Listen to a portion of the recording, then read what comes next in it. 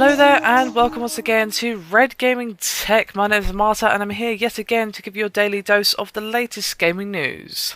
Today is the 15th of August and I have some news for you concerning Nintendo, as they have now been ordered to pay a former Sony engineer $15 million in damages for what has been judged to be an infringement of a 3D display patent.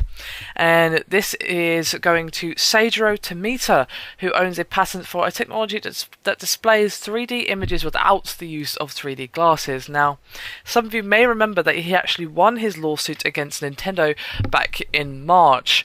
However, on Wednesday, federal judge Jed Rakoff said that he must accept half of the damages or risk losing the entire sum. He was quoted by saying as 30 million sum was intrinsically excessive and unsupported by the evidence presented at trial. And he also claimed that Nintendo's 3DS is not profitable, a fact that was confirmed back in 2011 when Tomita submitted his lawsuit, but is currently not clear at the time of recording. And the judge also declined Nintendo's request to overturn the jury's verdict. But a Nintendo spokesperson by the name of Charlie Schibetta had this to say: Nintendo respects the intellectual property rights of other companies and is confident that none of its product infringes the asserted patent. Nintendo will appeal the jury's verdict and reduce damages award to the Court of Appeals.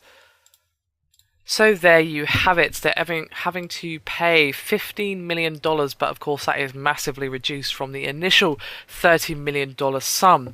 And obviously the judge ruled that it was a bit excessive given the evidence presented at the trial.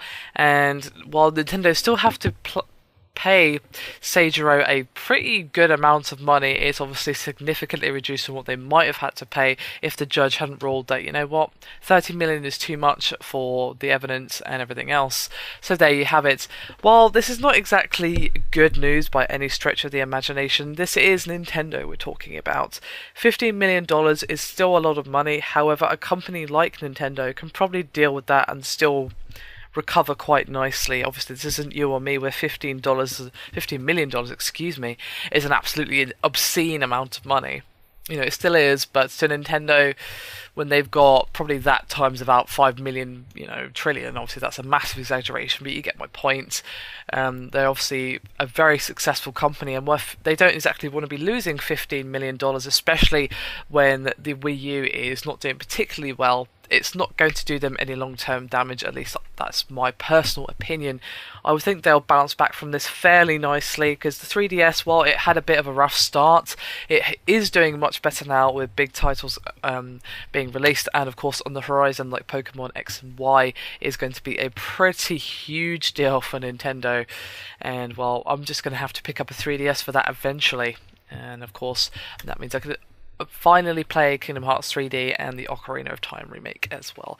And of course we've got a ton of games coming out 3DS, so I don't think this is going to be any long-term ramifications for Nintendo, but it remains to be seen, but I doubt this will have much of an effect.